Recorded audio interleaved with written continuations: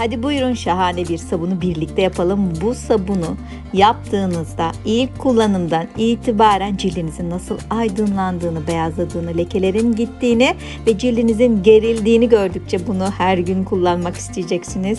Hemen tarife başlıyorum bu güzel sabun için. Önce 2 tane orta boy havucu yıkadım, kabuklarını soyuyorum.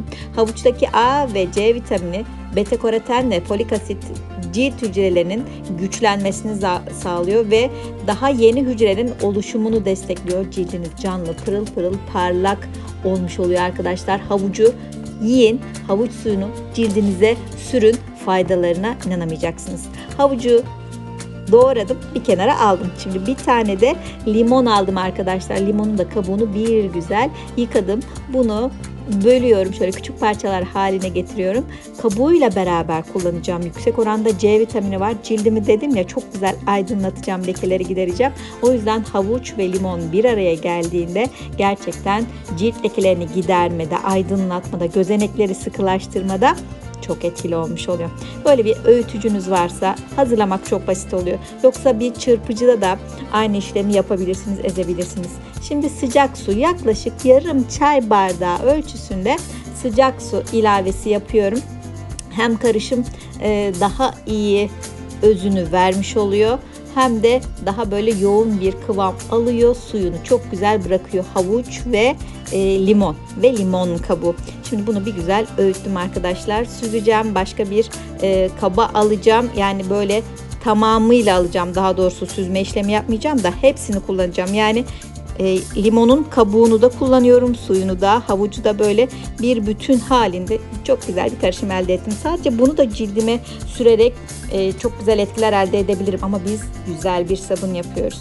Bu sabuna şimdi temel malzeme olarak da yine sabun kullanacağız. Bu sabunu kuvvetli hale getirecek ürünler ekledik biz. Çeyrek sabun yeterli. Bakın, dilediğiniz markada kullanabilirsiniz ama ben bu markanın pH dengesinin daha iyi geldiğini biliyorum cildime.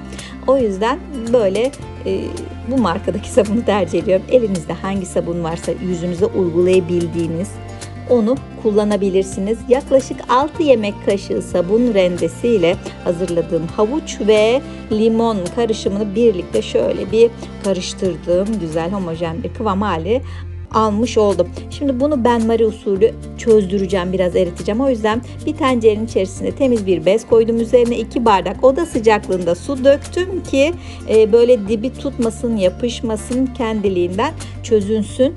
Yani havuç, limon ve sabun birbirine güzelce geçiş yapsın ama çok kısa süre. Ocağın başında bekleyin lütfen, böyle ocağa koyup gitmeyin. Sadece 5 dakika. Şöyle ara ara karıştırıyorum. Yaklaşık 5 dakika, daha fazlası değil. Çünkü vitaminler ısıyla birleştiğinde uçup gidecek biliyoruz. O yüzden çok kısa süre, yani 5 dakika bile değil, 3-4 dakika yeterli oluyor arkadaşlar. Aldım.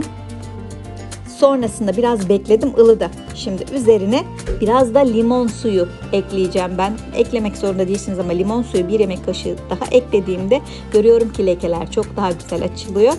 Ağartıcı etkisiyle çok daha aydınlık bir cilde geçiyorum. Eğer özellikle cildiniz kuruysa limon suyu ilavesi yapmanız cildinizin daha dengeli bir nem seviyesine ulaşmasını sağlayacaktır. Şimdi biraz da içerisine bal. 1 yemek kaşığı dolusu da bal ekliyorum. Şöyle cildimizde enfeksiyon varsa ya da enfeksiyon oluşumundan meyilli bir ciltse, sivilcelerimiz oluşuyorsa bunları gidermek için bal ve limon çok etkili oluyor. Aynı zamanda cildi çok güzel sıkılaştırıyor. Bulabiliyorsanız şöyle güzel doğal 1 yemek kaşığı bal ürünün etkisini çok daha fazla yapacaktır. Karıştırdım. Çok güzel oldu. Ve çok güzel koksun istiyorum. Ben böyle lavanta yağı kullanacağım. Arkadaşımın kendi bahçesinden ürettiği lavanta yağı vardı. İnanılmaz güzel, inanılmaz doğal. Yaklaşık 10 damla da o lavanta yağından ekledim. Müthiş kokuyor. Bir güzel karıştırdım. Hem kokuyu arttırdım, hem sivilce oluşumunun önüne geçmiş oldum ben bu lavanta yağını kullanarak. Şimdi bir diğer güzel arkadaşımın çıkarttığı ürün Hindistan cevizi yağı. Seher Akgül'ün Hindistan cevizi yağından da o misler gibi kokan etkisi gerçekten çok tartışmasız çok iyi olan Hindistan cevizi yağından da 1 yemek kaşığı ekledim. Şimdi bunları kalıp haline getirip güzel sabunumuzu oluşturmaya geldim. Fırçamı Hindistan cevizi yağına batırıyorum. Eğer yoksa Hindistan cevizi yağınız sızma zeytinyağı da kullanabilirsiniz. Tatlı badem yağı olabilir, argan yağı olabilir arkadaşlar. Üzüm çekirdeği yağı da şahane olur. Şimdi kullanacağım kalıpların tabanını şöyle bir yağladım ki çıkartım daha kolay olsun diye kaplarıma döküyorum. Şöyle 2 tane küçük boyda, bir tane de şöyle koca bir boyda sabun elde etmiş oldum. Bunları buzdolabında bekletin arkadaşlar. Sıcak bir şehirde yaşıyorsanız sabun gibi değil de daha çok bir maske gibi kullanabilirsiniz. Öyle de sıkıntı olmaz.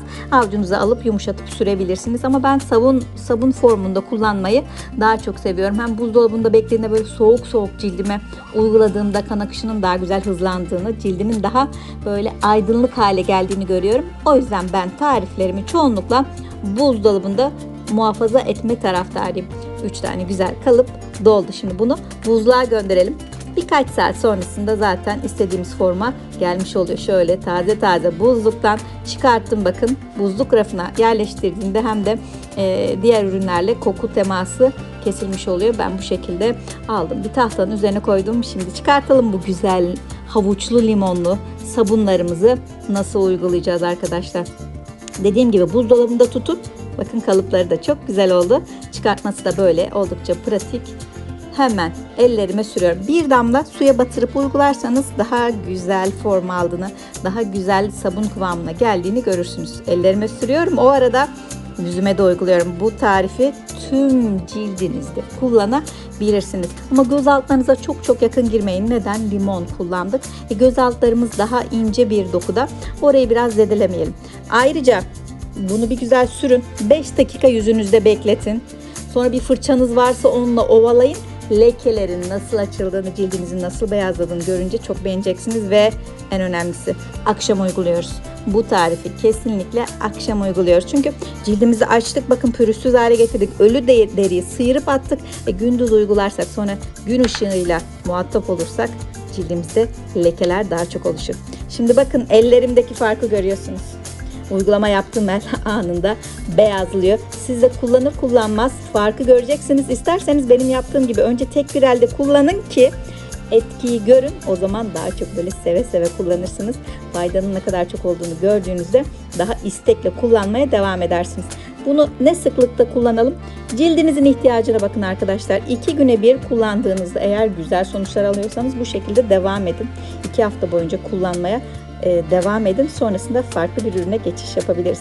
Buraya birkaç video daha bıraktım. Lütfen izlemediyseniz onları da izleyin. Hala abone değilseniz lütfen Hobifan YouTube kanalıma abone olun. Bir de kendinize çok iyi bakın. Hepinize kucak dolusu sevgiler gönderiyorum. Sağlıcakla. Bay bay.